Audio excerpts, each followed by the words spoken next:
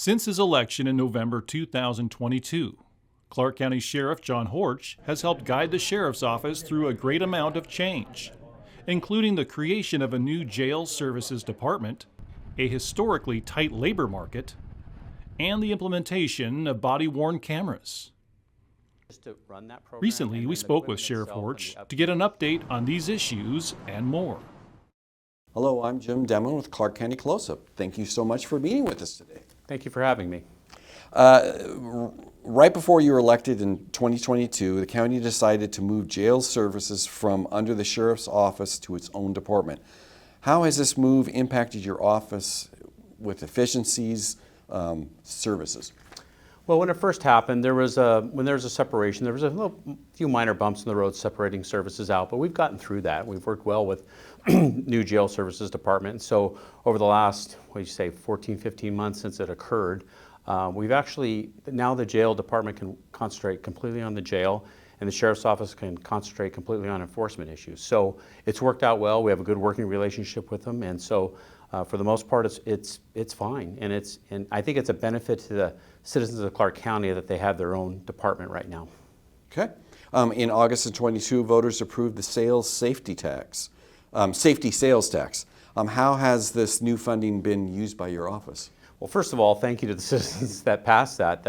It's tough, but public safety is the #1 issue in Clark County, and it is almost everywhere. But a lot of that went for, and I'm wearing one today, the body-worn camera program for personnel to hire for that.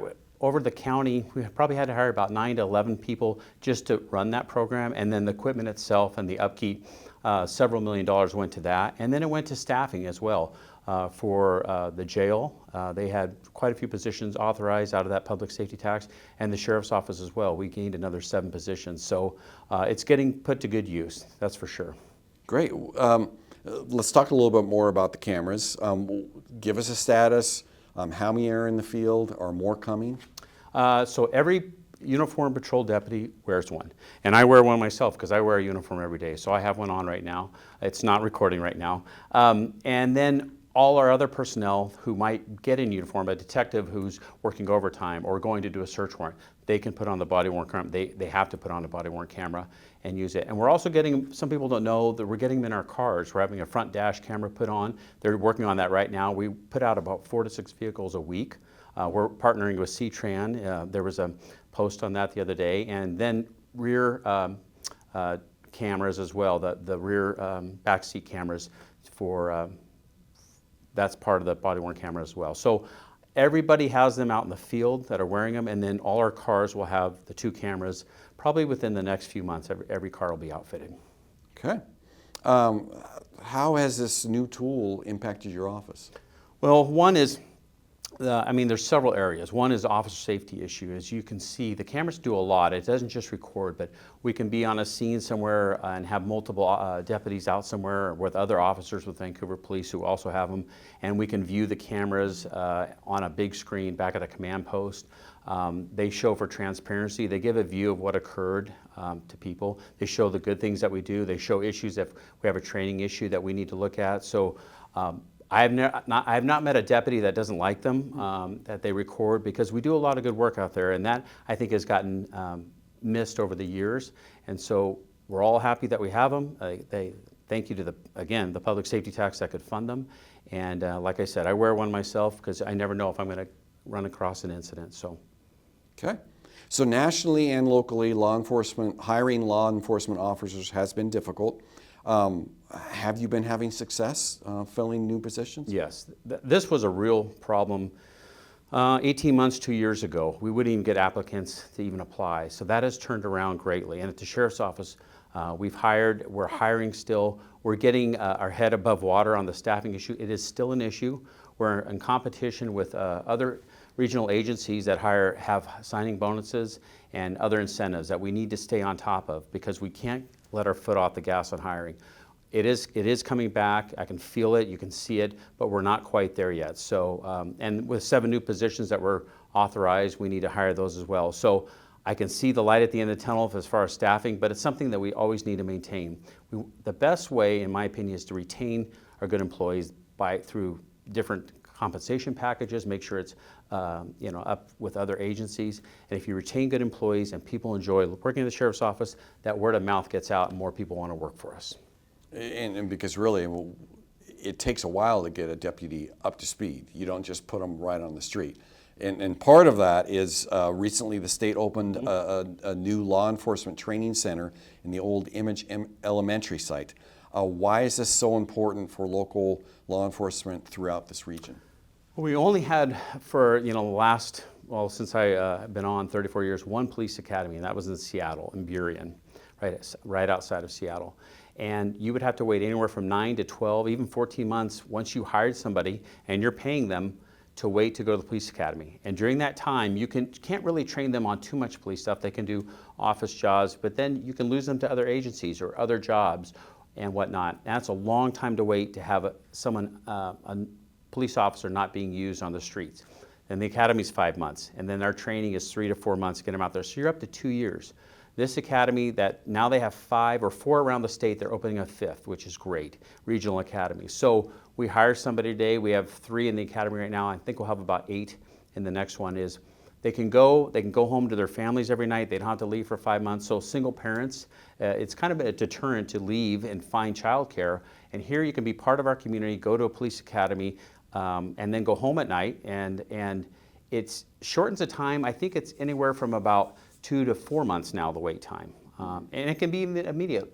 And I want to make a point is they don't just have to go to the local one. If there's an opening somewhere else and we didn't have an opening here, they can go anywhere around the state. So having 4 or 5 academies now really has broken the dam on that and let people, let them apply and get hired a lot quicker. I believe the first graduation is in May. May 21st. It's a Tuesday. I will be there. Okay. Can you give us an update and some background regarding the amazing return of Deputy Drew Kennison? Yeah, so for those who don't know, about a year ago in February, last February, Drew was involved in a horrific accident.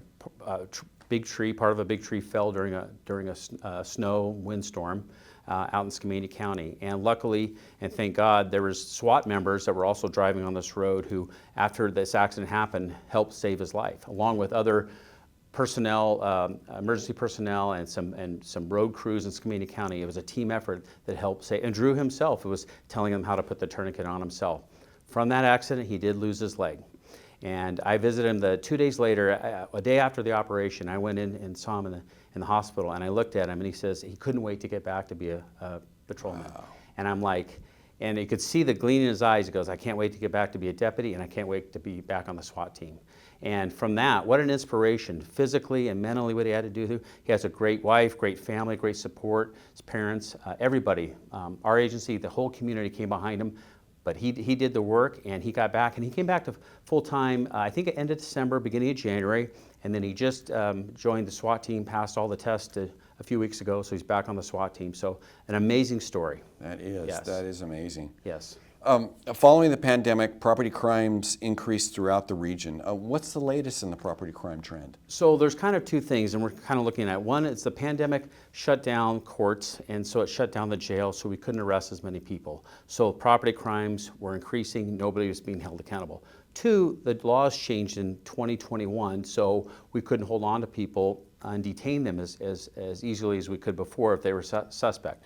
Those 2 things have changed. So one is the jail is opening up. We can book more people on property crimes because the prosecuting attorney is now getting through those trials and getting people out of the jail, either to prison or moving on. They've done their sentence. So that has helped. And then 2, we can actually detain people on reasonable suspicion, not just probable cause, which has helped out there. So at least I'm going to wait a few more months to kind of see some of the statistics on that. We're looking at that, but at least people are being held accountable. I read almost weekly of auto theft rings, and we are finding the suspects, and they are going to jail. That didn't happen 2 years ago. So the citizens are noticing a difference, and I just hope these efforts, and once the lid was kind of let off on letting the crime kind of go around the nation, it's tough to put that lid back on, but we are doing it. So. Good.